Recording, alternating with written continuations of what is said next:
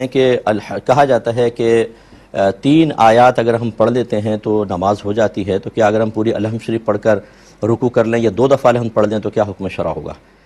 دیکھیں، اللہ تعالیٰ نے فرمایا فَقْرَؤُوا مَا تَيَسَّرَ مِنَ الْقُرْآنِ، تمہیں جو قرآن سے آسان لگے وہ پڑھو۔ علماء نے فرمایا نماز کے بارے میں ہے، اور پڑھو کو چونکہ حکم ہے تو عرب میں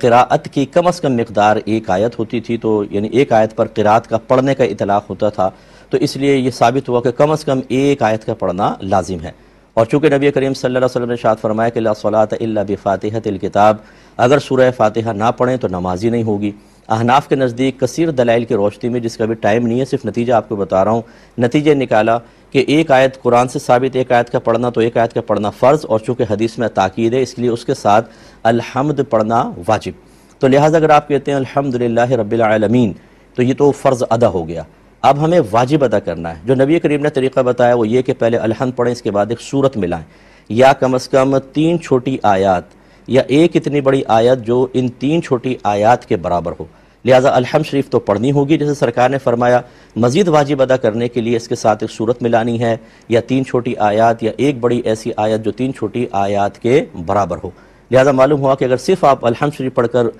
رکوع میں چلے جاتے ہیں تو اس سے فرض ادا ہو گیا، کیونکہ 1 آیت پڑھ لیا آپ نے، الحمد کا واجب بھی ادا ہو گیا، لیکن اس کے ساتھ جو سورت ملانی تھی وہ واجب ادا نہیں ہوا۔ چنانچہ اگر آپ نے جان بوجھ کر یاد رہتے ہوئے سورت چھوڑ کے نماز پڑھی، نماز ہو جائے گی، لیکن واجب العیادہ ہے، یعنی بعد میں اس کو لوٹانا ہوگا، اس کا سرد صحف سے تدارک نہیں ہوگا۔ اور اگر آپ بھول گئے الحمد پڑھ کر چلے گئے رکوع میں، بعد میں یاد آ گئی، تو آخر میں سرد صحف کرنا ہوگا۔ اور یاد رکھیں کہ علماء نے فرمایا کہ کسی نے فرض کی پہلی یا دوسری کے اندر 2 بار الحمد پڑھ لی، اور اسی طرح نوافل میں، سنن میں، وتر کی کسی بھی رکعت میں 2 بار الحمد پڑھ لی، تو سرد صحف لازم ہوگا، کیونکہ جو نبی کریم صلی اللہ علیہ وسلم کی تلقین ہے وہ یہی ہے، اور سنت متوارثہ سرکار کی جو دائمی تعلیم ہے وہ یہی ہے کہ 1 بار الحمد پڑھی جائے، نہ کہ 2 بار۔ 2 بار پڑھیں گے تو سرد صحف لازم ہوگا، اور جان بوجھ کے پڑھیں گے تو وہی نماز کا اعادہ ہوگا۔ مقتدی اتحیات پڑھ رہا تھا کہ امام نے سجدہ صحف کے لیے مطلب وہ سجدے میں چلا گیا، سلام پھیرا سجدے میں چلا گیا، تو کیا مقتدی تشہد چھوڑ دے یا پڑھتا رہے اور امام سجدے میں چاہے چلا جائے؟ دیکھیں، تشہد مکمل کرنی ہوگی، مکمل اتحیات پڑھے اور پھر سلام پھیر کر امام کے پیچھے جائے، کیونکہ امام کی متابعت بھی واجب ہے اور اتحیات کا ختم کرنا بھی واجب ہے، یعنی اتحیات پڑھنا واجب ہے، اتنی دیر بیٹھنا ضروری ہوتا ہے۔ تو اب وہ فوراً وہ پہلے اتحیات پوری کرے، پھر سلام کر کے امام کے ساتھ شامل ہو، چاہے اس میں امام ایک سجدہ کر کے اٹھ چکا ہو، یا جلدی سے ایک سجدہ کرے اور پھر دوسرا سجدہ کر کے امام کے ساتھ شامل ہو جائے۔ ایک بھائی نے فرمایا کہ ہماری مسجد میں دیوار قبلہ کی طرف ہیٹر لگے ہوتے ہیں، تو ان کے سامنے نماز پڑھنے کی کیا شرعی حیثیت ہے؟ دیکھیں، آگ کے سامنے نماز پڑھنا فقہا نے منع کیا ہے، کیونکہ یہ جیسے آتش پرست ہوتے ہیں، آگ کی پوجا کرنے والے، ان کی عبادت سے مشابہت قائم ہو جاتی ہے، لیکن کوئی قوم ایسی نہیں ہے کہ ہیٹر کو سامنے رکھ کے عبادت کر رہی ہو، تو یہاں وہ مشابہت نہیں ہے، تو آپ بالکل بلا کراہت نماز ادا کر سکتے ہیں۔ ہو سکتا ہے کوئی عالم دین اپنی رائے سے اس کو بھی مکروہ قرار دے، لیکن ہمارے نزدیک بالکل جائز ہے، کیونکہ ہمارے مسلمانوں کے عرف میں یہ چیز بالکل رائج ہے، اور کوئی بھی ہیٹر کو آگ کے قائم مقام ہرگز نہیں سمجھتا ہے، لہذا اس کے سامنے نماز پڑھنے میں کوئی حرج نہیں ہے۔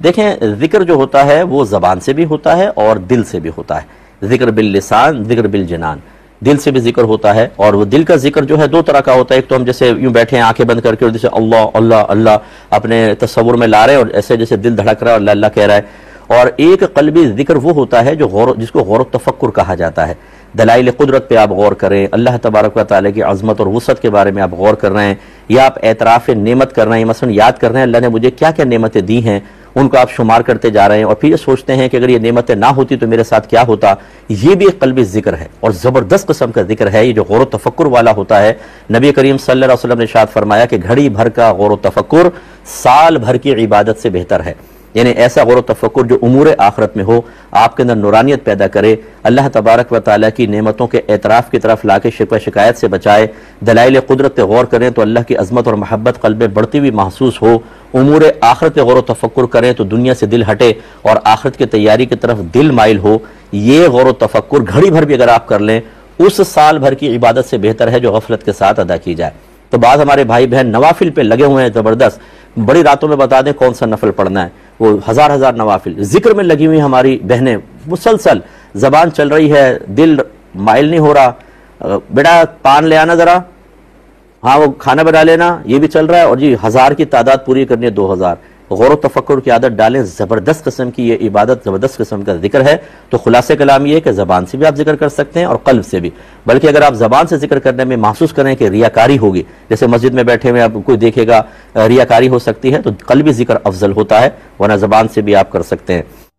یہ شوکت صاحب نے بڑے پریشان کویسچن کیا کہ آج کل گیس بالکل نہیں آ رہی، تو یہ ایک مشین سے لگا لیتے ہیں جو لائن سے گیس کو سک کر لیتی ہے اور وہ کھانا وانا بنا لیتے ہیں. ایک صاحب نے مجھ سے ویسے آف ایئر بھی پوچھا تھا کہ مفتی صاحب پھر 2 گھنٹے کے لیے اگر ہم یہ چلا لیں تو ہمارا کھانا پک جائے پھر بند کر دیں گے، کیا حکم شرع ہوگا؟ ایسے سب بھائیوں کو جواب ہے کہ دیکھیے، جب آپ ایسی کوئی مشین استعمال کرتے ہیں جو نالیوں سے گیس کو کھینچتی ہے، تو اگر بیچارے کسی کے گھر میں آنی بھی تھی وہ نہیں آئے گی. جس نے یہ نہیں لگائی، کمپریسر نہیں ہے، اس کے نہیں آئے گی. اس کا مطلب ہے آپ دوسرے کا حق کھینچ کر خود استعمال کر رہے ہیں. اور شریعت اپنی ضرورت کو اس طرح پورا کرنے کو ناجائز کہتی ہے کہ آپ کسی کا حق مار لیں.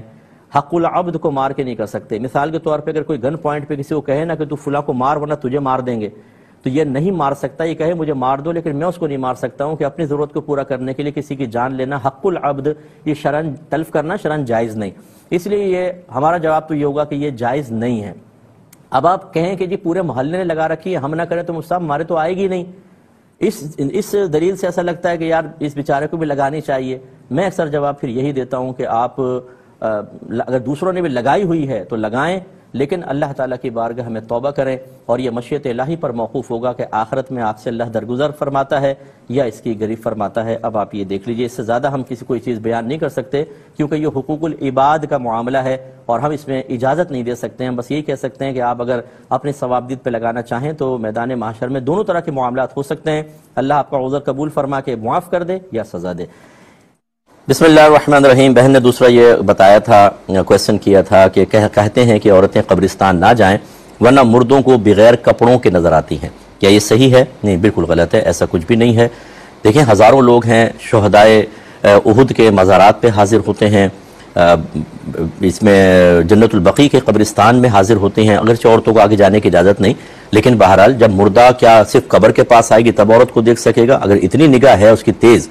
یا اس کو اللہ نے اتنی صلاحیت دے دی ہے کہ وہ قبر کی منو مٹی کے نیچے سے دیکھ سکتا ہے، تو پھر دیوار کے پیچھے سے بھی دیکھ سکتا ہے. اسی طریقے سے جنت المعالی کا قبرستان ہے، اور اسی طرح کیا قبرستان میں جائے گا تو نظر آئے گا کہ قبرستان کے پاس سے کوئی عورت گزر رہی ہے، کیا وہ نظر نہیں آئے گی؟ اس کا مطلب ان عورتوں کو قبرستان کے پاس سے گزرنا نہیں چاہیے. بالکل غلط ہے. تو یہ اس طرح کی بے سروپا باتوں کو نہ عام کیا جائے. یہ ضرور ہے کہ فقہاء نے فرمایا کہ پہلے نبی کریم صلی اللہ علیہ وسلم نے منع فرمایا تھا، پھر اجازت مرحمت فرمائی کہ میں نے پہلے تمہیں منع کیا تھا لیکن اب میں تمہیں زیارت قبور کی اجازت دیتا ہوں، کیونکہ اس سے نصیحت اور عبرت حاصل ہوتی ہے. اور یہ حکم مرد عورت دونوں کے لیے ہے. جو علماء منع کرتے ہیں وہ اس کا مطلب یہ ہے کہ بے پردہ عورت نکلے، وہاں جا کے جزا و فضا کرے گی، یا وہاں قبرستان ایسا ہو کہ تنہائی ہے، کچھ بدماش قسم کے لوگ خدا نہ خواستہ عزت کے مسائل کر دیں گے جیسے بعض جگہ دیکھا گیا ہے، یا وہاں اتنا رش ہے کہ عورتوں مردوں کا اختلاط ہے. ایسی جگہ پہ عورت کا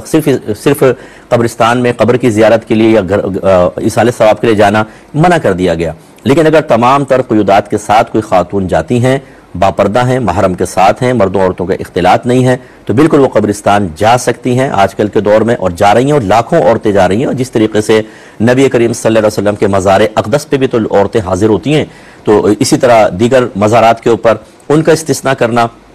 اور باقی مطلب قبرستان کی اجازت نہ دینا، یہ صحیح ضرورت کے تحت ہوگا جو علماء منع کرتے ہیں، اور وہ بالکل صحیح منع کر رہے ہیں، اس کا میں انکار نہیں کر رہا ہوں. لیکن اب جیسے بہت ساری عورتیں جاتی ہیں اپنے محارم کے ساتھ، والدین وغیرہ کی قبر ہیں، بچے کی قبر ہیں، اور وہاں پہ ایسا مسئلہ بھی نہیں ہے تو وہاں جا سکتی ہیں. لیکن ہم یہ کہتے ہیں کہ قصد و ارادے کے ساتھ نہ جائیں. جیسے وہاں سے گزر رہے ہیں تو ٹھہر کے چلو ایصال ثواب بھی کر دیا، اور وہ بھی اس صورت میں کہ جب آپ وہاں قبر تک جاتے ہوئے قبروں کے اوپر چڑھ کے نہ جائیں، پھلانگ کے، مناسب نہیں. پھر دور سے اپنے باہر سے ایصال ثواب کر لیں. اور بہنوں کے لیے سب سے بہتر یہی ہوتا ہے کہ اپنے گھر پہ رہ کے کریں، کیونکہ جب عورتیں وہاں جاتی ہیں تو یہ اپنے آپ کو قابو میں نہیں رکھ پاتی، رو پڑتی ہیں، جزا و فضا کرتی ہیں، چیختی چلاتی ہیں بعض اوقات، تو یہ مناسب نہیں ہوتی چیزیں. تو ان تمام چیزوں کو ذرا ذہن میں رکھیے. یہ ہر مسئلہ صرف ایک ہی پہلو نہیں رکھتا، کچھ اس کے پہلو جواز کے ہوتے ہیں، کچھ عدم جواز کے ہوتے ہیں. جو علماء مطلقاً یعنی وداؤٹ اینی کنڈیشن منع کرتے ہیں، ان کی نیت بھی اچھائی کی ہوتی ہے. وہ اسی لیے منع کرتے ہیں کہ لوگ، ہم جب کوئی ٹرمز اینڈ کنڈیشنز بیان کرتے ہیں، لیمیٹیشنز بیان کرتے ہیں، لوگ وہ سب بھول جاتے ہیں. فلاں مفتی صاحب نے کہا تھا جائز ہے،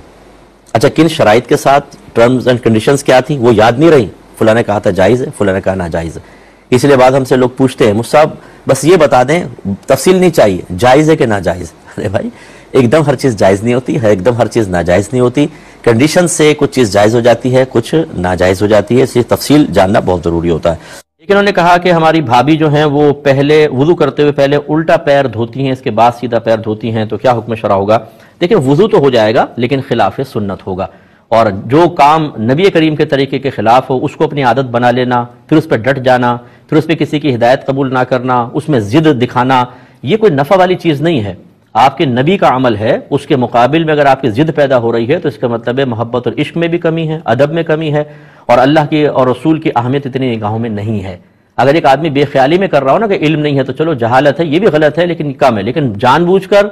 سمجھایا جا رہا ہے کہ سنت یوں ہے اور میں تو ایسے ہی کروں گی، اگر فرض کرنے کو ایسا کر رہا ہو تو بالکل غلط ہے۔ یہ بے ادبیاں بہت دور تک لے جاتی ہیں، بعض اوقات انسان تصور بھی نہیں کر سکتا، اور اگر میں لفظ کہہ دوں کہ کفر تک بھی پہنچا سکتی ہیں بعض اوقات، اس لیے احتیاط کرنی چاہیے۔ تو سیدہ عائشہ صدیقہ رضی اللہ تعالی عنہا کا فرمان ہے کہ نبی کریم صلی اللہ علیہ وسلم ہر اچھے کام میں سیدھی جانب سے ابتدا کیا کرتے تھے، حتیٰ کہ جوتی شریف پہننے میں اور کنگھی کرنے میں، تو آپ چونکہ بیچ کی مانگ نکالتے تھے، پہلے سیدھی طرف کے بال پھر الٹی طرف کے، اس طرح پہلے سیدھے پیر جوتی میں پیر داخل فرماتے تھے، پھر الٹی نالے نے پاک میں۔ تو جب سرکار اتنا اہتمام کر رہے ہیں آپ اس کے خلاف چل رہے ہوں تو یہ قطعاً غیر مناسب چیز ہے۔ اگر کسی پر رات میں ایک بار سے زائد غسل فرض ہو جائے تو اسے کتنے غسل کرنے ہوں گے؟ دیکھیں اسباب اگر کثیر ہوں، اسباب کثیر ہوں، مقصود ایک ہی ہو تو بس ایک ہی دفعہ کافی ہے۔ مثال کے طور پہ احتلام بھی ہوا اور جسمانی تعلق بھی قائم کر لیا، یہ دو بظاہر اسباب غسل واجب ہونے کے، لیکن چونکہ غسل سے نتیجہ ایک ہی نکلتا ہے یعنی طہارت، تو پھر یہ ایک ہی غسل ان سب کے لیے، دونوں کے لیے کافی ہوگا۔ اسی طرح اگر وضو ٹوٹنے کے 5-6 اسباب پائے جائیں تو ایک وضو ہی ان تمام اسباب کے جواب میں، بس ایک دفعہ ہی آپ وضو کریں گے تو ہو جائے گا۔ یہ نہیں ہے کہ ہر ایک وضو توڑنے والے سبب کو بنیاد بنا کر وضو کیا جائے۔ خلاصہ کلام یہ ہے کہ اگر ایک ہی رات میں کئی اسباب سے غسل فرض ہو جائے یا ایک ہی سبب سے کئی بار غسل واجب ہو جائے، ایک ہی غسل کافی ہوتا ہے۔ ایک کسی نے پوچھا کہ چلتی ٹرین میں نماز پڑھنے کا کیا شرعی حکم ہے؟ دیکھیں فرائض کے سلسلے میں تو یہی صورت ہے کہ ٹرین رک جائے، رکی ہوئی ٹرین میں یا نیچے اتر کر آپ استقبال قبلہ یعنی قبلے کا اچھا طرح تعین کر کے پھر نماز کو ادا کریں۔ لیکن اگر صورتحال یہ ہو کہ وقت بہت قلیل ہے،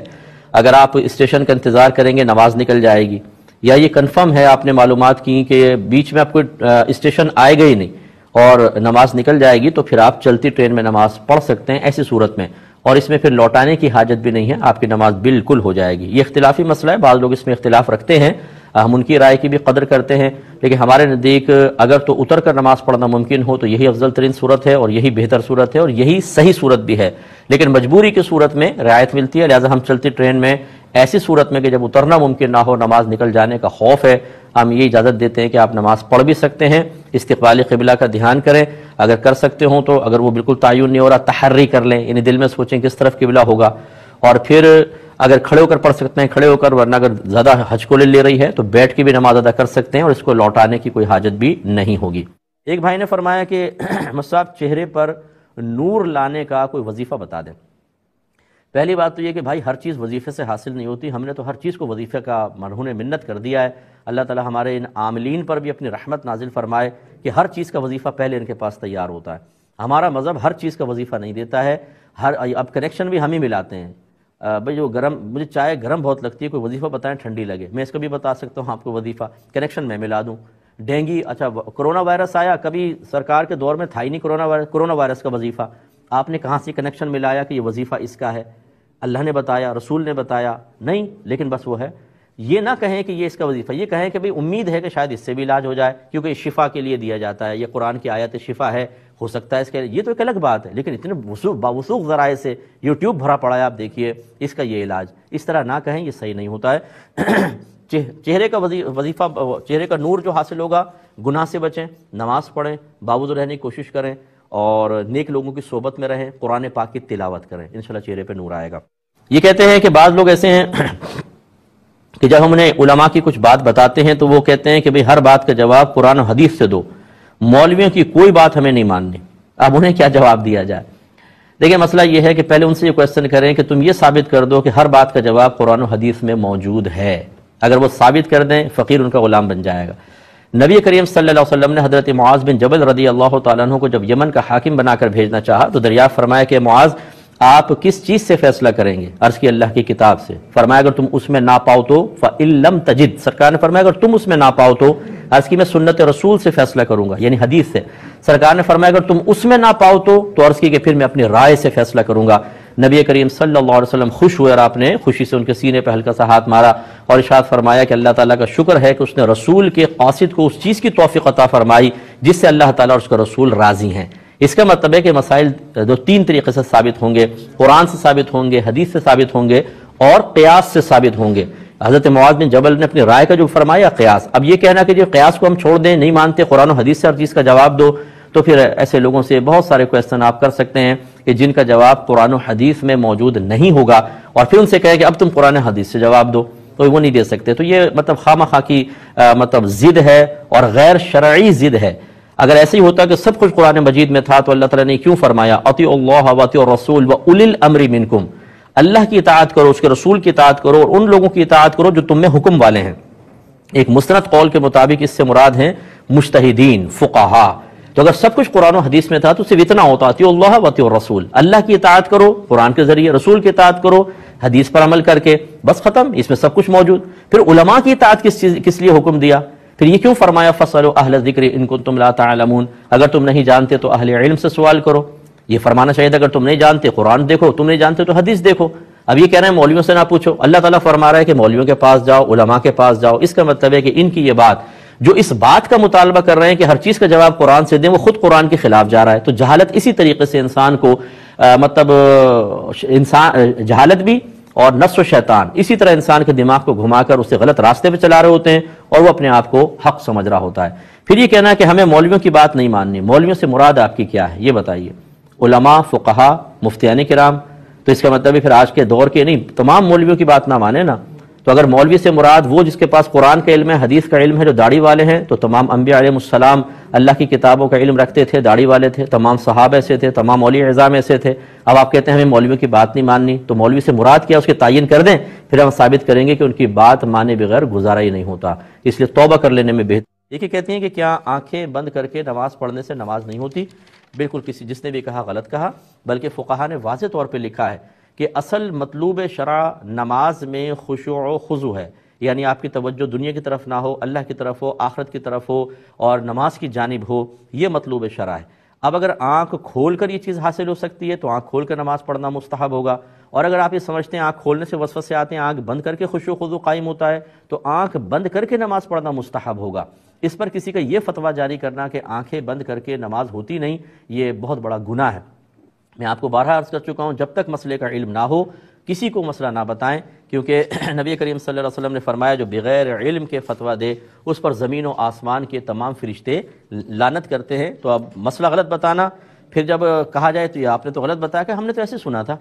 تو بھئی ہر سنی سنائی چیز بیان کرنا یہ آپ کے لیے شرعاً جائز نہیں ہے جب تک کہ آپ اس کی تصدیق نہ کر دیں، یا کسی مستند عالم دین سے آپ نے بات سنی تو پھر ٹھیک ہے آپ اس کو بیان کر سکتے ہیں، لیکن آپ کا یہ اعتراف غلطی کرنا، اعتراف شکست کرنا کہ جی میں نے تو سنا تھا بس کسی سے، یہی ثابت کرتا ہے کہ غیر مستند ذرائع سے آپ نے ایک بات سنی لیکن بڑے باوثوق طریقے سے اس کو کسی کے سامنے بیان کر کے ثابت کرنے کی کوشش کی کہ مجھے بڑا مسئلہ آتا ہے، حالانکہ وہ مسئلہ آپ نے غلط بتایا، اس میں کوئی رعایت نہیں ہے، بہت بڑا گناہ ہے۔ ایک یہ کہتے ہیں کہ بھائی نے پوچھا کہ اگر کسی نے غسل کیا لیکن وضو بعد میں نہیں کیا تو کیا اس سے نماز ادا ہو جائے گی؟ تو بالکل ہو جائے گی۔ دیکھیں جب آپ غسل کرتے ہیں تو پانی اعضائے وضو پر بہہ جاتا ہے، جب بہہ جاتا ہے اگر فرض کر لیں آپ نے وضو کی نیت نہیں کی تب بھی آپ کا وضو ہو جائے گا، نیت کے ساتھ کرتے تو ثواب ملتا، لیکن اگر آپ نے نیت نہیں بھی کی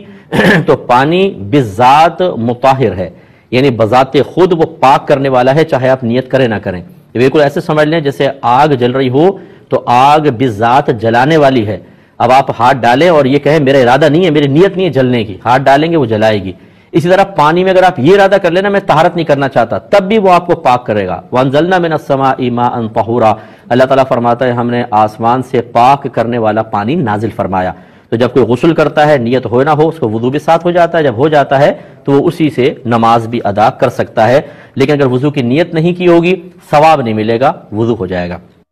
یہ کیا کہتے ہیں کہ بعض اوقات لوگ کہہ دیتے ہیں ہم نے قرآن ختم کروانا ہے کسی مردے کے لیے، آپ گھر سے ایک سپارہ پڑھ کر اس کا ثواب ایصال کر دیں تو ہم بخش دیں گے۔ اب جس کو کہا تھا اس نے کہا ٹھیک ہے میں کر دوں گا لیکن بعد میں بھول گیا، تو کیا اس بھولنے کی وجہ سے جو ادھورا قرآن ایصال ہو گیا اس کا ثواب ایصال کر دیا گیا، تو کیا ہم گناہ گار ہوں گے یا نہیں ہوں گے؟ دیکھیں اس میں کوئی گناہ نہیں ہے، آپ نے اگر جان بوجھ کے بھی نہ پڑھتے تو مطلب کوئی گناہ نہیں تھا، مجبوریاں ہوتی ہیں بہت سی اور آپ تو بھول گئے تھے، اس میں کوئی وبال نہیں ہے۔ اور یہ سوچنا کہ جی ادھورا قرآن پہنچا ہوگا تو بیچارہ مردہ تڑپ گیا ہوگا کہ جو 29 سپارے یا ایک سپارہ کہاں گیا، بڑا اداس ہو گیا ہوگا، ایسا نہیں ہوتا۔ ان کو تو آپ چند صورتیں پڑھ کے بخش دیں، مردہ خوش ہو جاتا ہے، تو اس لیے کوئی اس میں مسئلہ نہیں ہے۔ نہ آپ کی کمی کی وجہ سے مردے کو نقصان ہوا، نہ آپ کی کمی یعنی جو آپ بھول گئے تھے اس کی وجہ سے کوئی آپ گناہ گار ہوئے کہ کوئی ترک واجب ہے فرض کا ترک ہو گیا، ایسا بھی نہیں تھا، تو لہٰذا کوئی مسئلہ نہیں ہے۔ اب چاہیں تو بعد میں پڑھ کر ان کو مردے کو اس کا ثواب ایصال کر دیجیے گا۔ دیکھیے کہتے ہیں کہ کیا مسجد کی کوئی چیز قیمت ادا کر کے استعمال میں لائی جا سکتی ہے؟ دیکھیں چند صورتیں ہوتی ہیں جو مسجد کا سامان کسی اور جگہ جا سکتا ہے یا بک سکتا ہے۔ مثال کے طور پہ مسجد ویران ہو گئی اور اب پتہ ہے کہ یہ ٹوٹ پھوٹ جائے گی، لوگ اٹھا کے لے جائیں گے چیزیں، تو پھر اس کا سامان کسی اور مسجد تک پہنچا دیں، یہ ایک صورت ہوتی ہے۔ دوسرا یہ ہوتا ہے کہ مسجد آباد ہے، سب کچھ ہے، لیکن سامان بہت زیادہ آ گیا، جیسے مصلے بہت زیادہ آ گئے، دریاں بہت زیادہ آ گئیں، اب وہ پڑے رہیں گے، کیڑے کاٹ کے ختم کر دیں گے۔ اس میں بھی ایسا ہی ہوتا ہے کہ کسی دوسری مسجد کو ضرورت ہو وہاں دے دیں، یا پھر اب کوئی اور ضرورت نہیں ہے تو اس کو آپ بیچ سکتے ہیں اور وہ پیسہ مسجد کے اندر لگا دیں۔ یہ صورت میں سامان ضائع کرنے کے بجائے اس کو بیچ کر اس کا پیسہ پھر مسجد میں صرف کیا جائے، ایسی اگر کوئی صورتحال ہے تو ٹھیک ہے۔ لیکن یہ نہیں ہے کہ کوئی مسجد میں کوئی چیز دے کر گیا، آپ نے کہا مجھے بہت اچھا لگ رہا ہے مسلح، تو ٹرکی کا مسلح دے کر چلا گیا ہے، یہ میں خرید لیتا ہوں، تم یہ پیسہ مسجد میں لگا دو، یہ نہیں کر سکتے کیونکہ تو وقف ہے اور اس وقت اس کو مسجد سے باہر نکالنے کی کوئی ضرورت بھی نہیں ہے، تو لہٰذا یہ شرعاً جائز نہیں ہوگا۔ تو سخت ضرورت والی چیز اگر کوئی نکالنا ہی چاہتے ہیں، وہ پڑے خراب ہو جائے گی تو پھر یہ عمل آپ کر سکتے ہیں، ورنہ منع ہوگا۔ بہن کہتی ہیں کہ پہلے مثلا ظہر کی نماز پڑھ رہے ہیں، 4 سنتیں پھر 4 فرض ہوتے ہیں، تو اگر ہم سنتوں میں آگے والی صورتیں پڑھ لیں اور فرض میں ان کے بعد والی صورت پڑھیں تو کیا یہ الٹا قرآن پڑھنا تو نہیں کہلائے گا؟ دیکھیں اچھی طریقے سے سمجھ لیجئے کہ یہ جو ہم کہتے ہیں نا ترتیب سے قرآن پڑھیں، یہ صرف ان 2 رکعتوں کے بارے میں بات ہو رہی ہے جو متصل ہوتی ہیں، بس باقی کا آگے پیچھے کوئی تعلق نہیں۔ مثال کے طور پر آپ 4 سنتیں پڑھ رہی ہیں تو پہلی اور دوسری میں ترتیب کا خیال کریں، اور تیسری چوتھی میں چاہے آپ اس سے پیچھے کی پڑھ لیں، کوئی مسئلہ نہیں ہے۔ پہلی دوسری کے اندر ایسا ہونا چاہیے، پہلی میں ایک پڑھی تو دوسری میں اس سے اگلی والی پڑھیں، پھر اگر آپ اگلی جو مطلب تیسری چوتھی پڑھ رہی ہیں اس میں چاہے اس سے پیچھے والی پڑھیں، لیکن وہی ترتیب سے کہ پہلے والی اس کے بعد والی۔ تو جب یہ 4 سنتوں کے اندر ہی 2 رکعتیں بالکل علیحدہ شمار ہوتی ہیں، 2 علیحدہ شمار ہوتی ہیں، ان کے اندر ترتیب آپس میں نہیں دیکھی جاتی بلکہ پہلی دوسری رکعت میں اور تیسری اور چوتھی رکعت میں ترتیب کا خیال رکھا جاتا ہے، تو فرائض تو پھر اس کے بعد ہوتے ہیں، ان میں چاہے آپ سنتوں میں آگے والی پڑھ لیں اور فرائض میں ان کے پیچھے والی پڑھ لیں تو کوئی فرق نہیں پڑے گا۔ امید ہے کہ آپ بات سمجھ گئی ہوں گی۔ ایک یہ پوچھا کہ فاتحہ سے پہلے یعنی سورہ فاتحہ سے پہلے یا سورہ فاتحہ کے بعد اگر کوئی تشہد پڑھ لیتا ہے تو کیا حکم شرع ہوگا؟ دیکھیں جان بوجھ کے تو نہیں پڑھنی چاہیے، لیکن غلطی سے پڑھ جائیں تو وہ ایک ذکر الہی کی صورت ہے، اس میں کوئی سجدہ سہو لازم نہیں ہوگا۔ ہاں انہوں نے دوسرا پوچھا کہ تشہد میں اگر کوئی بیٹھے اور سورہ فاتحہ پڑھ لے تو اس میں سجدہ سہو ہے، یعنی قیام کے علاوہ کسی اور مقام پہ اگر قرات کر دی جائے تو اس پہ سجدہ سہو ہوتا ہے، اگر کم از کم ایک آیت پڑھ لی تھی تو اس پہ سجدہ سہو کرنا ہوگا۔ یہ کہتے ہیں کہ کسی نے التحیات سے قبل اسی طرح دعائے قنوت سے قبل بسم اللہ الرحمن الرحیم پڑھ لی تو کیا سجدہ سہو لازم ہوگا؟ دیکھیں نہیں ہوگا۔ بسم اللہ الرحمن الرحیم کسی بھی جگہ آپ پڑھ لیں تو وہ بعض جگہ خلاف سنت ضرور ہوگا، جیسے آپ نے سورت کے علاوہ یا الحمد کے علاوہ کسی اور جگہ پر بسم اللہ پڑھ لی تو وہ خلاف سنت ضرور ہے، لیکن اس میں ترک واجب نہیں ہوتا ہے، تو لہذا جب ترک واجب نہیں ہے تو سجدہ سہو بھی نہیں ہوگا۔ تھا کہ انہوں نے کہا کہ میں نے ایک قرآن انگلش میں پڑھا، اس میں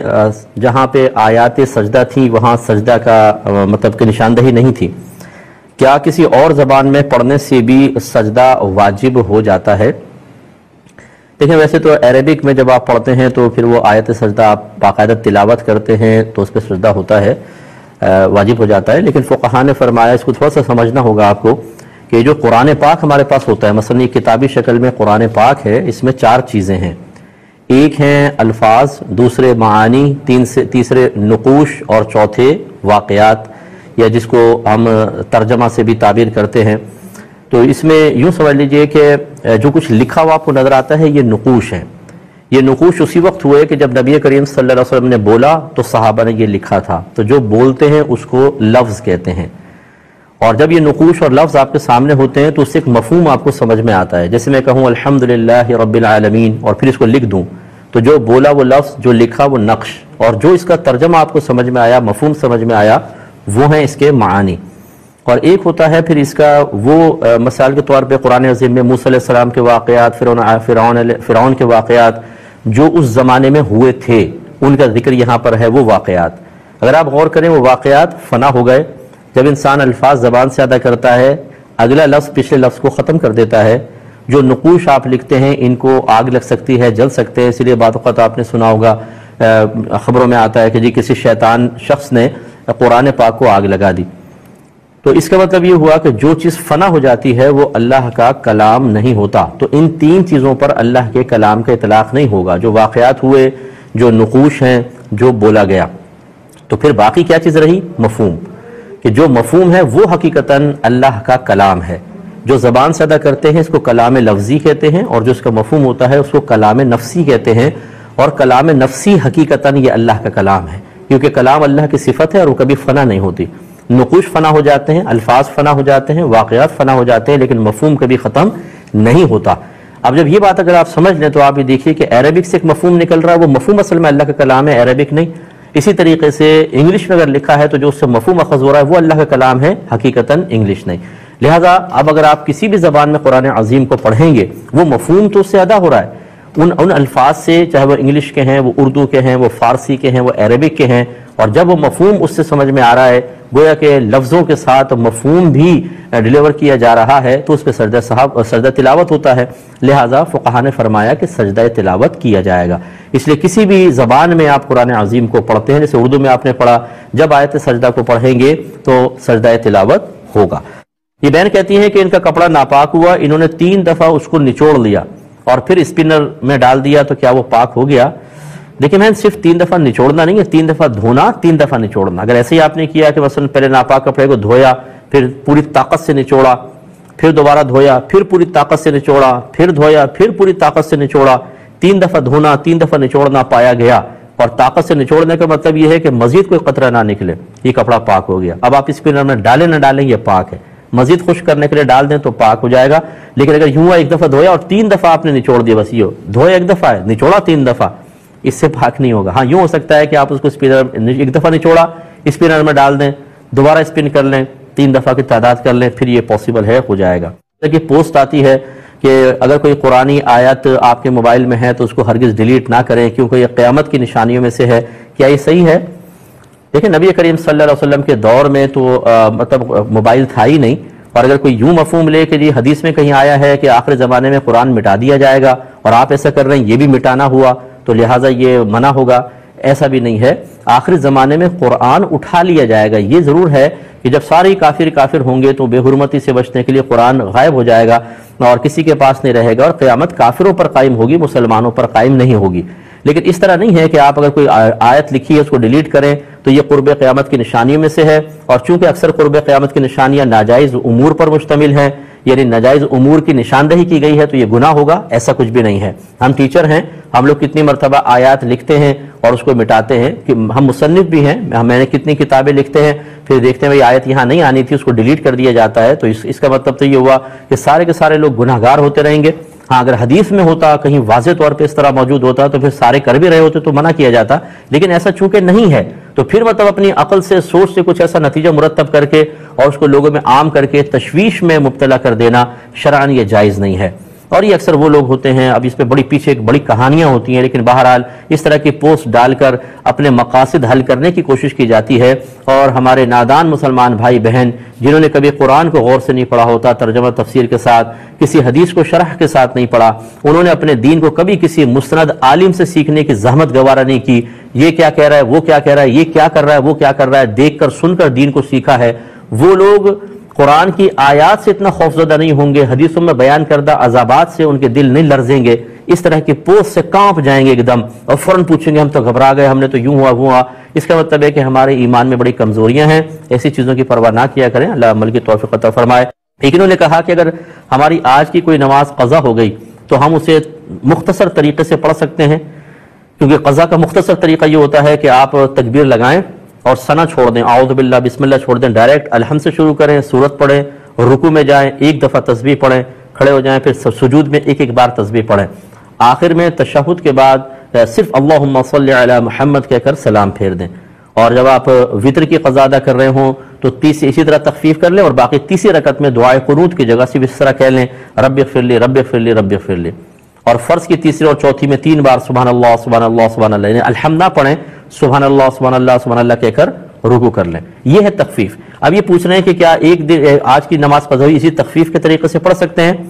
دیکھیں تخفیف کا طریقہ وہاں ذکر کیا جاتا ہے یا اس کی اجازت دی جاتی ہے جب نمازیں کثیر ہوں اور نفس ان کی ادائیگی میں سستی محسوس کر رہا ہو، تو نفس کو راضی کرنے کے لیے یوں کہیں کہ دیکھو کتنا آسان سا طریقہ، تم آرام سے جلدی سے کر لو، تو نفس راضی ہو جاتا ہے. اگر ایک ہی نماز آپ کی قضا ہے اسے مکمل طریقے سے ادا کریں، اس میں تخفیف نہ کریں. ایک تو قضا کرنا یہ اتنا برا، اور اس میں بھی ہم چاہتے ہیں شارٹ کٹ ہمیں مل جائے، زیادہ مشقت نہ کرنی پڑے. ہمیں تو چاہیے کہ ندامت کے ساتھ اگر نماز قضا ہو جائے نا، بعض بھائی بہن بڑے آرام سے کہتے ہیں سب فجر کی نماز اکثر قضا ہو جاتی ہے، کیسے ادا کریں؟ اچھا ہو سکتا ہے وہ نادم بھی ہوں، شرمندہ ہوں، خالی سوال سے تو میں اندازہ نہیں کر سکتا ہوں، لیکن مجھے ایک گمان سے پیدا ہوتا ہے کہ ہمیں زیادہ پرواہ نہیں ہے. نماز قضا ہوئی ہے نا، کوئی بات نہیں. اسی شخص کا 5000 کا نوٹ گم جائے، آپ اس کی حالت دیکھیے پھر، اور ایک نماز قضا ہو جائے کوئی پرواہ نہیں ہے، بس یہ نماز قضا ہوئی بتا دیں. ہمیں تو افسوس کرنا چاہیے، اتنا بڑا انعام ہم سے چھٹ گیا، اس کا آخرت میں جب آپ کو بدلہ ملے گا تب ہم سر کے بال نوچیں گے یہ کیا تھا. نماز معمولی چیز نہیں ہے. تو ہونا تو چاہیے کہ قضا کو پورے مکمل اہتمام سے ادا کریں، بلکہ 2 رکعت نفل ادا کریں صلاۃ التوبہ کی نیت سے کہ اللہ تعالیٰ یہ میں اور کفارہ ادا کر رہا ہوں اپنی کوتاہی کا، لیکن یہاں پہ ہم اور تخفیف تلاش کریں، یہ مناسب نہیں ہے. تو ایک آدھ نماز ہو تو پھر اس میں کوئی تخفیف نہ کریں، اچھے انداز سے ادا کریں. بھائی نے کویسچن کیا کہ مردے کو دفن کرنے کے بعد قبر پہ اذان دینے کی کیا شرعی حیثیت ہے؟ دیکھیں یہ تو حقیقت ہے کہ نبی کریم صلی اللہ علیہ وسلم کے دور اقدس میں یہ طریقہ بالکل رائج نہیں تھا. یہ بعد میں طریقہ رائج ہوا کہ قبر کے پاس اذان دینا. سوال یہ پیدا ہوتا ہے کہ کیا اس کو بدعت کہیں گے کہ نہیں کہیں گے، اور یہ کون سی بدعت کہلائے گی، بدعت سیئہ یا بدعت حسنہ؟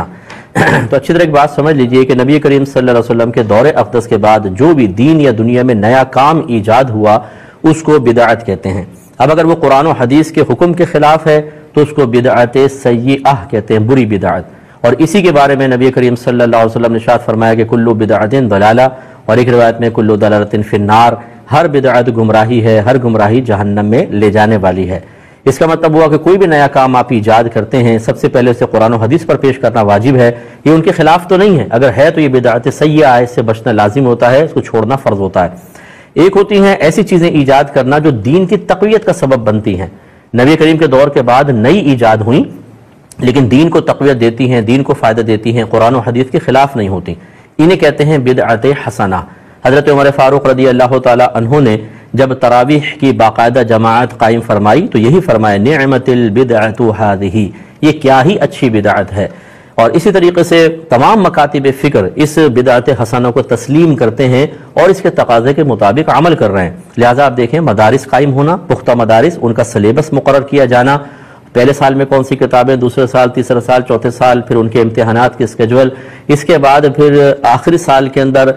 ختم بخاری کی تقریب رکھنا، پھر امام وغیرہ باندھنا جس کو دستار بندی کہتے ہیں، باقاعدہ سرٹیفکیٹس جاری کرنا، پختہ مسجدیں بنانا، ان پر گنبد و مینار کا تعمیر کرنا، اسی طریقے سے جلسے جلوس قائم کرنا، ہماری مساجد کے اندر قالینیں بچھانا، ایمان مفصل، ایمان مجمل، 6 کلمے، یہ اور قرآن پہ اعراب لگانا، زبر زیر پیش، وقف کی علامات مقرر کرنا. اسی طرح مسجدوں میں جماعت کے اوقات مقرر کرنا، فجر کی جماعت اتنے بجے ہوگی، ظہر کی اتنے بجے، عصر کی اتنے بجے، مغرب، عشاء، جمعہ اتنے بجے، عیدین اتنے بجے، باقاعدہ اعلان ہوتا ہے جمعے کی نماز 2:30 بجے ہوگی، عید کی نماز صبح 7:30 بجے ہوگی. اللہ کے نبی تو نہیں فرمایا تھا، یہ اس دور میں تو تھا ہی نہیں. تو یہ تمام چیزیں ثابت کرتی ہیں کہ جو اچھی چیزیں ہوتی ہیں ان کی ایجاد بہتر ہوتی ہے، اور بعض ایسی ہوتی ہیں جو نہ دین کو فائدہ دیتی ہیں نہ قرآن و حدیث کے خلاف، انہیں بدعت مباحہ کہتے ہیں. جیسے گلاس میں پانی پینا، کپ میں پانی پینا، کرسی پہ بیٹھ کے بیان کرنا، چمچے کانٹے سے کھانا، یہ بدعت مباحہ ہیں. اب بس یہ میں نے ایک مختصر سے خاکہ قائم کیا. اب دیکھ لیں کہ اگر قبر کے پاس اذان دے رہا ہے کوئی شخص کھڑے ہو کر تو کیا یہ بدعت سیئہ میں آئے گا یا بدعت حسنہ میں آئے گا؟ تو یہ بدعت حسنہ میں آتا ہے. وجہ اس کی یہ ہے کہ اس سے ایک شخص کو فائدہ پہنچتا ہے. نبی کریم صلی اللہ علیہ وسلم نے ارشاد فرمایا کہ جب اذان دی جائے تو جہاں تک اذان کی آواز پہنچتی ہے شیطان وہاں دور بھاگ جاتا ہے. تو اس کا مطلب ہے اگر کوئی قبر کے پاس اذان دے گا تو مردے کو سکون ملتا ہے، شیطانی مداخلت منکر نکیر کے سوالات کے جوابات میں نہیں ہوگی، شیطان دور بھاگے گا۔ اسی طرح نبی کریم صلی اللہ علیہ وسلم نے حضرت علی کرم اللہ وجہہ الکریم کو کچھ اداس دیکھا تو فرمایا کہ کان میں اذان دے، اذان غم کو دور کر دیتی ہے، مردہ چونکہ غمگین ہوتا ہے، آپ اذان دیں گے اس کا غم دور ہوگا۔ ایسی حدیث میں ہے کہ جب آگ لگ جائے اذان دو تو آگ بجھ جاتی ہے۔ اگر خدا نخواستہ اس کی قبر میں کوئی عذاب کے معاملات ہوں گے، اذان کی برکت سے اس کو سکون مل سکتا ہے۔ لہذا چونکہ مقاصد اچھے ہیں، اب یہ کہنا کہ چونکہ نبی کریم نے ایسا نہیں کیا ہم بھی نہیں کر سکتے، یہ قاعدہ ضابطہ نہیں ہے۔ سرکار نے کبھی پین سے نہیں لکھا لیکن میں پین سے دین لکھ رہا ہوں۔ سرکار نے کبھی مائک پہ بیان نہیں کیا لیکن میں مائک پر بیان کر رہا ہوں۔ سرکار نے پکی مساجد نہیں بنائی لیکن ہم بنا رہے ہیں۔ سرکار نے کبھی جماعت کے باقاعدہ وقت کے لحاظ سے اوقات مقرر نہیں کیے، ہم کر رہے ہیں۔ سرکار نے مدارس قائم نہیں کیے، سرٹیفکیٹ جاری نہیں کیے، ہم کر رہے ہیں۔ تو کیا سب غلط ہے؟ اس لیے لڑائی جھگڑے کی بات نہیں، جو نہیں کرنا چاہتا نہ کرو، اس پر سختی نہیں کر سکتے۔ تم اذان کیوں نہیں دے رہے ہو؟ اور کوئی دے رہا ہے تو اس کو منع نہ کریں، وہ اچھی نیت کے ساتھ دے رہا ہے، اس میں کوئی حرج نہیں ہے۔ اسے یہ کہنا تم کیوں دے رہے ہو یہ بھی ایک زیادتی ہے۔ ہر طرح کے جو لوگ ہیں مختلف سوچیں رکھتے ہیں، فکر رکھتے ہیں، میری گزارش ہے کہ ہر امر میں جھگڑا مناسب نہیں ہوتا ہے۔ کوئی اگر کر رہا ہے، شریعت نے اس کو گنجائش دی ہے تو خدا را کرنے دیں، اور اگر کوئی نہیں کر رہا، شریعت نے نہ کرنے پر اس کو گنجائش دی ہے تو خدا را اس کی گردن نہ پکڑیں، وہ نہیں کر رہا اس کو نہ کرنے دیں۔ خلاصہ کلام یہ ہے کہ جو قبر پہ اذان دے صحیح نیت کے ساتھ، تو اگرچہ یہ سنت سے ثابت نہیں ہے، بدعت کے لائے گی، لیکن بدعت حسنہ ہے اور اس میں کوئی حرج نہیں ہے، اس سے مردے کو فائدہ پہنچے گا، کوئی دینا چاہے تو دے سکتا ہے۔ ایک ہی کہتے ہیں کہ مسجد کے پرانے مصلے اور صفیں جلا دینا جو ناقابل استعمال ہو چکے ہوں، کیا حکم شرع ہوگا؟ دیکھیں ایسا مناسب نہیں ہے، ان کو دوسرے کام میں لے لیں، جیسے صفیں ہیں ان سے پوچھے وغیرہ کا کام لیا جا سکتا ہے۔ اگر وہ بالکل پھٹ چکے ہیں، جیسے سوراخ وراخ ہو جاتے ہیں اور بچھانے کے قابل نہیں، کسی اور مسجد میں دینے کے قابل نہیں ہیں، تو ان سے دیگر کام لیں۔ جلانے کا مطلب تو ختم کرنا، اسی طریقے سے مسلوں سے آپ دوسرا کام لے سکتے ہیں، کوئی اور دوسرا ورک لے لیں، لیکن نہیں۔ ہاں اگر بالکل پرانے کپڑے کی طرح ہو گئے ہیں اور مطلب ان سے وہ پوچھے تک کے قابل نہیں رہی ہے مصطفے وغیرہ، تو پھر اس کو آپ جلا سکتے ہیں، اس میں کوئی حرج نہیں ہے۔ یعنی میاں بیوی اپنی قبر کی جگہ پہلے ہی خرید کر رکھیں ساتھ ساتھ، تاکہ ہمیں جب دفنایا جائے تو ہم ساتھ ہی دفن ہوں۔ یہ صحیح ہے کہ نہیں؟ لیکن فقہ نے اس کو ایک غیر ضروری عمل قرار دیا ہے، وہ اس طریقے سے کہ وہ فرماتے ہیں کہ ہمیں کیا پتا کہ ہم کہاں فوت ہوں گے۔ بہت سے دیکھیں ایئرپلین کرش ہو جاتا ہے، ابھی ایک سمندر میں گر کے ختم ہوا، پتہ نہیں چلے لوگ کہاں چلے گئے۔ اور اسی طریقے سے بعض اوقات اللہ تعالیٰ ناگہانی آفت سے سب کو محفوظ رکھے، لیکن بہرحال جو اللہ کی نے ازلی فیصلے کیے ہم اس کی رضا پر راضی ہیں، تو یہ معلوم نہیں چلتا انسان کو کہ کہاں فوت ہوگا۔ تو اس لیے انہوں نے فرمایا کہ ضروری مناسب نہیں ہے کہ ایسا کریں، آپ زمین پہ قبضہ بھی کر لیں، خصوصاً وقفی زمین پہ تو ایسا نہیں کر سکتے ہیں۔ آپ نے تو خریدنے کا کہا، وقف والی زمین کو پہلے سے قبضہ قبر بنا کے اس کو مصنوعی قبر بنا کے رکھ لینا، تاکہ جب ہم فوت ہوں گے دفن ہوں گے، اتنا عرصہ آپ نے اس قبر کو قبضہ کر کے رکھا ہے، شرعاً صحیح نہیں ہوتا۔ لیکن اگر آپ خرید کے رکھتے ہیں بہرحال تو فقہا نے غیر ضروری عمل قرار دیا ہے، لیکن منع بھی نہیں کیا، اس کو کوئی ناجائز یا حرام نہیں کہا۔ تو اگر آپ خرید کر رکھ سکتے ہیں رکھ لیں، تاکہ دونوں میں بھی وہاں دفن ہوں، اور یہ ایک وصیت لکھ جائے کہ اگر ہم دونوں فوت ہوتے ہیں تو ہم اس میں دفنایا جائے، اور اگر ہم کہیں اور فوت ہو جاتے ہیں تو پھر ہم کسی کے لیے وقف کرتے ہیں، اس طرح وقف کر دیجیے گا تو آسانی رہے گی۔ یہ بہن نے کویسچن کیا کہ نماز کے دوران اگر چھینک یا جماہی آ جائے تو کیا حکم شرع ہوگا؟ دیکھیں چھینکنے سے تو کوئی مسئلہ نہیں ہے، چھینک آ جائے، لیکن اس میں وہ جو دہاڑنا ہوتا ہے نا ایک زوردار، مسجد میں بعض اوقات یہ خصوصاً معذرت کے ساتھ یہ پرانے جو بزرگ ہوتے ہیں اتنی زور سے چھینکتے ہیں کہ امام قرات بھول جاتا ہے بعض اوقات، اور مسجد کے کونے تک دہاڑ کی آواز جاتی ہے۔ اتنی بلند آواز سے چھینکے لینا منع ہوتا ہے، جتنا اس کو پست کر سکیں کریں، لیکن چنانچہ نماز میں چھینک آ جائے تو اس میں کوئی حرج نہیں ہے، پست آواز کے ساتھ کر سکتے ہیں۔ لیکن اگر جماہی آ جائے تو آنا تو ہمارے کنٹرول میں نہیں ہوتا، لیکن اس کے لیے منہ پورا پھاڑنا اور ہاں کی آوازیں نکالنا یہ ٹھیک نہیں ہوتا، اسے حتی الامکان دبانے کا حکم ہے، کیونکہ جماہی شیطان کی طرف سے ہوتی ہے، اور جب انسان جماہی میں حدیث میں ہے کہ جب منہ کھولتا ہے اور ہاہا کرتا ہے تو شیطان خوش ہوتا ہے، تو یہ چونکہ کسل اور سستی کی علامت ہے، اس لیے اس کو دبانا چاہیے اور کوشش یہ کرنی چاہیے۔ جیسے بعض فقہا نے یہ لکھا ہے اس کا ٹوٹکا کہ اگر جماہی آنے لگے تو فوراً دل میں سوچے کہ انبیاء علیہ السلام کو جماہی نہیں آتی تھی، تو فوراً ایک دم ختم ہو جائے گی، تو یوں کر سکتے ہیں، لیکن روکنا چاہیے۔ عورت بچے کے کان میں اذان دے سکتی ہے کہ نہیں؟ سوری، تو بالکل دے سکتی ہے، ہم نے پہلے بھی اس کا ایک دفعہ جواب دیا تھا۔ یہ جو نماز والی اذان ہوتی ہے یہ چونکہ اعلام ہے، اعلام مینز خبر دینا کہ نماز کا وقت ہو گیا ہے، اور اس میں بلند آواز سے دی جاتی ہے تاکہ دور تک آواز پہنچے اور لوگ سمجھ جائیں کہ جی اذان کا نماز کا وقت ہو گیا ہے اور لوگ جماعت کے لیے آنا شروع ہو جائیں۔ تو اس میں تو عورت کی اذان مکروہ ہے، کیونکہ عورت کی آواز دور تک پہنچے گی اور عورت کی آواز میں ایک ملائمت بھی ہوتی ہے، تو اس وجہ سے دل میں برا خیال آ سکتا ہے، عورت کے لیے اذان دینا مکروہ رکھا۔ لیکن جو بچے کے کان میں اذان دی جاتی ہے اس کا مقصود اعلام نہیں ہے، یعنی خبر دینا نہیں ہے، بلکہ وہ تو برکت کے لیے ہے تاکہ بچے کی میموری میں سب سے پہلے اللہ تبارک و تعالیٰ کا نام محفوظ ہو جائے۔ اذان کے اندر جو پاکیزہ کلمات ہیں ان کا فیض بچے کے کانوں کے ذریعے اس کی روح تک پہنچ جائے، تو لہٰذا وہ چاہے مرد دے چاہے عورت، دونوں سے سنت ادا ہو جائے گی۔ اگرچہ سنت متوارثہ یہی رہی کہ مردوں نے کانوں میں اذان دی ہیں، لیکن اگر کوئی بہن دیں گی تب بھی بالکل جائز ہوگا۔ ایک اور بہن نے مزید پوچھا تھا کہ پھر اس کا طریقہ کیا ہوگا؟ طریقہ یہ ہے کہ آپ بچے کو یوں ہاتھوں میں اٹھا لیں اور اس کے سیدھے کان میں اذان دیں، پھر الٹے کان میں اقامت، تو یہ اتنا بھی کافی ہے، لیکن کہا گیا ہے کہ 3 بار اذان اور 2 بار اقامت، یعنی اس طرح کہ پہلے اذان پھر اقامت پھر اذان پھر اقامت پھر اذان، لیکن اتنا طویل نہ ٹائم ہوتا ہے اور نہ کوئی مطلب تکلف کرتا ہے۔ اصل تو برکت حاصل کرنا ہے، اصل تو بچے کو فیض پہنچانا ہے، تو صرف اگر اذان بھی دے دی جائے اقامت بھی نہ ہو تب بھی کافی ہے، اور اگر چاہیں تو اذان اور اقامت کر لیں، یہ اس سے زیادہ بہتر ہوگا۔ یہ کہتے ہیں کہ کیا ہم ایسا کر سکتے ہیں کہ عشاء اور عصر کی 4 سنتیں غیر موقدہ چھوڑ دیں اور ان کی جگہ قضا نماز پڑھ دیں؟ تو بالکل صحیح ہے، آپ کر سکتے ہیں، بلکہ اجازت دی گئی ہے، بلکہ جتنے بھی نوافل ہیں وہ بھی چھوڑ دیں، ان کی جگہ قضا نماز ادا کر لیں۔ یہ کہتے ہیں کہ اگر کوئی نابینا مسجد میں آیا، امام صاحب تحیات میں بیٹھے تھے، پوری مسجد خاموش ہوتی ہے، اسے پتہ نہ چلا کہ جماعت ہو رہی ہے اور اس نے کہیں کھڑے ہو کر اپنی نماز شروع کر دی، تو کیا حکم شرع ہوگا؟ دیکھیں، اس کی نماز بالکل ہو جائے گی، اس کے ساتھ ایک شرعی عذر ہے، اس بیچارے کو تو پتہ نہیں چلا۔ فرض کر لیں کوئی آدمی آتا، آنکھوں والا ہوتا، دیکھتا جماعت ہو رہی ہے اور وہ اپنی نماز پڑھ لیتا، نماز اس کی بھی ہو جاتی، صرف اتنا ہوتا کہ ترک جماعت کا اس کو گناہ ملتا۔ یہ نہیں ہے کہ جماعت سے نماز پڑھنا فرض ہے، اگر نہیں پڑھیں گے تو نماز ہی نہیں ہوگی، واجب ہے کہ پڑھنا واجب ہے، بغیر کسی شرعی عذر کے ترک کریں گے تو گناہگار ہوں گے۔ تو اگر کوئی شخص آ کے اپنی نماز پڑھتا اور بینا ہوتا تب بھی اس کی نماز تو ہو جاتی، ترک جماعت کی وجہ سے گناہگار کہلاتا، اور یہ تو بیچارہ گناہگار بھی نہیں، کیونکہ اس کو اس خاموشی کی وجہ سے پتہ نہ چلا کہ امام صاحب کس پوزیشن میں ہیں، سننے کی کوشش کی ہوگی، آواز نہیں آئی تو اس نے اپنی نماز شروع کر لی، تو کوئی گناہ نہیں ہے، نماز بھی ہو گئی اور گناہگار بھی نہیں ہوں گے۔ گاؤں کے اندر ویسے تو جمعہ قائم کرنا منع تھا، کیونکہ نبی کریم صلی اللہ علیہ وسلم نے مدینے میں جمعہ قائم فرمایا اور تمام اطراف کے گاؤں والے وہیں پر آ کر ایک جگہ ایک سٹی میں جمعہ ادا کیا کرتے تھے، تو اور یہی سنت متوارثہ آگے رہی۔ تو فقہاء نے یہ لکھا کہ